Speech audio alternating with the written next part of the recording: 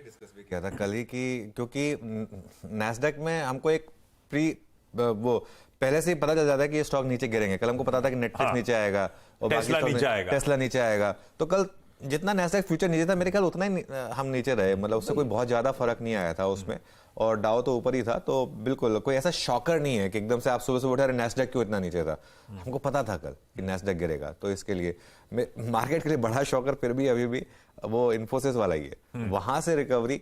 और अच्छा एक और चीज है, ग्लोबल क्यू जो नीरज जी डिस्कस करते हैं, अमेरिका से आगे जाते हुए अगर यहाँ से दो चीजों पर ध्यान रखें आप, एक तो बैंकिंग के नंबर्स, क्योंकि सबसे बड़े क्लाइंट्स हमारे बैंकिंग ही हैं। दूसरा वहां का वो जो इन्फ्लेशन प्रिंट आ रहा है और जो फेड की कमेंट्री आ रही है, क्योंकि मुझे ऐसा लग रहा है कि अब फेड का रेट साइकिल हो चुका है। भले आप ये मान रहे हो कि कह रहे हो कि 2 रेट हाइक आनी है, मेरे ख्याल से नहीं आनी।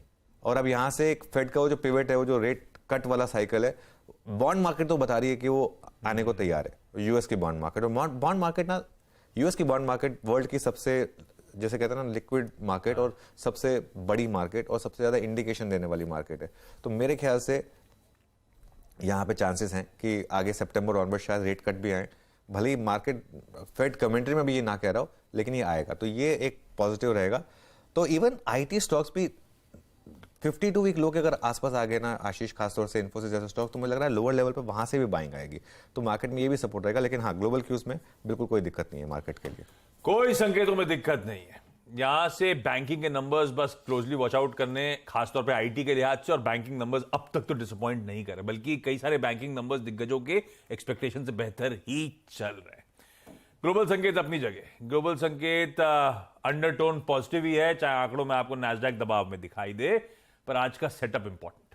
कल हुई सी शुरुआत, उसके बाद भाई साहब एक ट्रेंडिंग डे था लिटरली।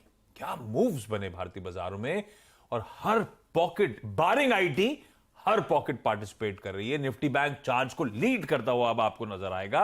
ऐसे में जो मार्केट बंद होने के बाद वो कहानी अलग, अदरवाइज कल के क्लोज तक का सेटअप क्या कह रहा है? हाँ, सेटअप बिगाड़ दिया आज इन्फोसिस ने। हाँ, वो गड़बड़ा गया। इन्फोसिस ने सेटअप बिगाड़ दिया। और मैं एक और चीज कहूंगा, इसमें जोड़ूंगा, इन्फोसिस के साथ साथ लीवर ने भी सेटअप बिगाड़ा थोड़ा सा। अकेला इन्फोसिस नहीं है जिसने सेटअप बिगाड़ा है, इन्फोसिस के साथ साथ एचयूएल का भी थोड़ा सा जो मामला है वो बिगड़ा है यहाँ पर। और एक बार जरा एचयूएल का भी इंट्राडे लेकर आइए, जरा एचयूएल का जो कल का चार्ट था ना वो लेकर आइए एक बार एचयूएल का, क्योंकि कल एचयूएल और पिछले 3-4 दिन से एक्चुअली एचयूएल जो करेक्शन आई थी उसके बाद एक वापस रैली की शुरुआत हुई और ऑलमोस्ट 52 वीक हाई पर जाकर कल बंद हुआ था। 2769 है मेरे ख्याल से 52 वीक हाई रिलायंस इसका, लीवर का, और नीचे थोड़ा करेक्ट हुआ था लेकिन वहां से फिर रैली आ गई थी। तो यहां भी मेरे ख्याल से मामला बिगड़ा है। इसमें एक चीज मैं जोड़ देता हूं, लेकिन लार्सन एंड ट्यूब्रो आज थोड़ी हेल्प करेगा हमारी। लार्सन एंड ट्यूब्रो एक साइन दिखा रहा है क्वाइटली एक बड़े ब्रेकआउट के, और वहां पर नंबर्स भी हैं। एक स्पेशल डिविडेंड का भी अनाउंसमेंट किया उन्होंने, बायबैक का भी एक अनाउंसमेंट किया है। ये मेरे ख्याल से एक इंटरेस्टिंग स्टॉक रहेगा। खैर 100 पॉइंट का गैप डाउन होगा, उसके बाद देखेंगे मार्केट किस तरीके से रिएक्ट करता है। मार्केट खत्म होने के बाद ज्यादा इंपॉर्टेंट क्यूज लाइंड अप में रिलायंस के नंबर्स है। हालांकि रिलायंस नंबर्स पर नहीं चलता, रिलायंस में जो भी तेजी या मंदी आनी थी वो आ चुकी है। वो सारी की सारी गेम उसकी रिलायंस 2 वजह से चल रहा था, एक तो वो डीमर्जर और एक अब उसकी जो एजीएम आएगी। तो एजीएम बड़ा क्यों होगा, नंबर्स इतना बड़ा क्यों नहीं होता है रिलायंस के लिए, लेकिन फिर भी वॉच आउट तो करेंगे हम। आईसीआईसीआई बैंक और कोटक, मेरे ख्याल से आईसीआईसीआई बैंक और कोटक में पोटेंशियल है एक गेम चेंजर बनने की। बाय द वे आज सुबह एक मिनट में वो आर्टिकल पढ़ा होगा आपने, वो जो उदय कोटक ने चिट्ठी लिखी थी। आरबीआई काफी नाराज है उससे। और मैं उसने जो कहा था ना कि ये उन्होंने रेगुलेटर को टेक ऑन किया है, ये उनकी एक टीस निकल के आ रही थी वो। हाँ, तो वो आरबीआई काफी नाराज है उनसे, वैसे आज वो उसमें आया रिपोर्ट में। लेकिन खैर आईसीआईसीआई बैंक के नंबर्स आएंगे, बाकी सेटअप ठीक है। एफआईएस ने तो कल 3000 करोड़ बाय किए, 3300 करोड़, और ये नंबर रहने वाला है आशीष। और एक चीज समझिए, अगर कोई 20,000 पे बाय कर रहा है तो 19,800 पे डबल बाय करेगा, तो इसके लिए ये बाइंग आती रहेगी। इंडेक्स फ्यूचर्स में भी कल बाइंग है करीब 1000 करोड़ की, और उसमें लॉन्ग जुड़े हैं 16,300। ये आज के लिए थोड़ा खराब है क्योंकि इतने लॉन्ग जुड़ गए, आज गैप डाउन होगा तो ये जो डे ट्रेडर्स, जो नियर टर्म ट्रेडर्स हैं वो शायद थोड़ा कवर करेंगे पोजीशंस को। 71% लॉन्ग पर आ गए हैं हम, 1.04 लाख नेट कॉन्ट्रैक्ट्स लॉन्ग है यहाँ पर। ओवरबॉट है मार्केट, पुट कॉल रेशियो भी ओवरबॉट है 1.44। मुझे लग रहा है आज मार्केट थोड़ा एक 1 स्टेप बैक लेगा। हमारा टेक्सचर क्या रहा है, हमने मार्केट में कहा 1 स्टेप बैक 3 स्टेप फॉरवर्ड। आज हम एक 1 स्टेप बैक लेंगे, उसके बाद आगे मार्केट अगले वीक में शायद वो 3 स्टेप फॉरवर्ड लेगा। F&O बैन में बहुत इंटरेस्टिंग चीज है, ऑलरेडी बैन में L&T finance, Manappuram, RBL bank, आइबल हाउसिंग और डेल्टा कॉप थे। कल 2 और जुड़ गए, पंजाब नेशनल बैंक और बलरामपुर चीनी। और एक बाहर आ गया हमारा पॉलीकैब, और कल क्या मूव्स रहे पॉलीकैब में। और तो क्या ऐसा इंस्टाग्राम में क्या बोलती है 10% फट गया था पॉलीकैब, सर्किट में लगा, और क्या भाग रहा है वो स्टॉक।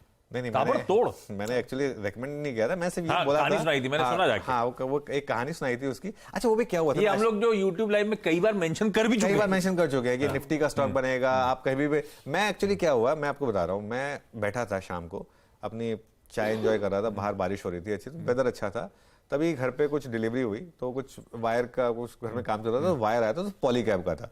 तो मैंने देख के कहा यार ये भी पॉलीकैब। तो फिर मैंने कहा कि चलो ठीक है, एक तड़का है, तो मैंने एक रील बना दी उसको। मुझे नहीं पता था कि वो ओवरनाइट में सीधा 1 लाख व्यूज आ जाएंगे उसमें, तो वो मैंने वो बना दी थी। लेकिन जैसे नीरज जी भी कह रहे थे, कल अति हो गई थी। मतलब ऑलरेडी 4 दिन स्टॉक चला हुआ, नंबर से पहले 10% 15% भागा, नंबर्स के बाद और 15% भागा, उसके बाद कल फिर 10% का सर्किट लगा दिया इसने। यहाँ पर अब थोड़ी सी अति हो रही है। कोई भी चीज आप महंगी लेंगे तो आपको वो तंग करेगी। या पॉलीकैब का स्टॉक बहुत महंगा हो गया है, 6,000 7,000 जाएगा अलग बात है, लेकिन यहाँ पर 3200 से 4700 एक महीने में, मेरे ख्याल से यहाँ पर थोड़ा सा कॉशन की जरूरत है। अब इसका मतलब ये नहीं कि स्टॉक गिरेगा, ये अपनी अलग उसमें है, मोमेंटम में, लेकिन थोड़ा यहाँ पर आती हो रही है। अब इसमें मुझे थोड़ा सा डर लग रहा है। मतलब उस दिन पॉजिटिव थे, अब डर लग रहा है, मतलब इतनी बड़ी रैली के बाद। ऐसी डर इन्फी में लगा था भाई साहब, ध्यान रखिएगा, इन्फी के आज परखच्चे उड़ने वाले हैं शुरुआत में। तो खैर आइए भाई, हमने सेटअप डिस्कस कर लिया है। अच्छा, बातचीत से एक बात क्लियर है, आज एक स्टेप बैकवर्ड जा रहे हैं, लेकिन इवेंचुअली 3 स्टेप फॉरवर्ड जाएंगे। मैं तो एक सवाल दागने वाला था कि ये जो हुआ है 20 के जाने में समय लगेगा, 20 के की रैली को डिरेल करने के मूड में आ गया, लेकिन समय लगेगा, बस ये हो गया समीकरण, बस यहां तक बदले। अच्छा, आज के दिन की अहमियत, अपफ्रंट बात हुई थी नतीजों की, एक प्लेट बनवाई थी सुबह, डॉक्टर साहब खींच के लेकर आएंगे सुबह वाली, तो आपको समझ में आएगा रिजल्ट्स किस तरह से आज सबके जहन में रहने वाले।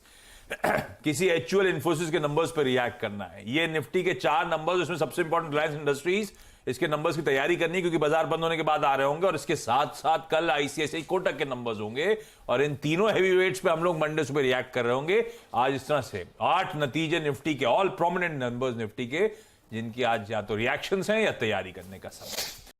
बता दें कि मनी कंट्रोल पर दिए गए विचार एक्सपर्ट्स के अपने निजी विचार होते हैं। वेबसाइट या मैनेजमेंट इसके लिए उत्तरदायी नहीं है। यूजर्स को मनी कंट्रोल की सलाह है कि कोई भी निवेश निर्णय लेने से पहले सर्टिफाइड एक्सपर्ट की सलाह लें।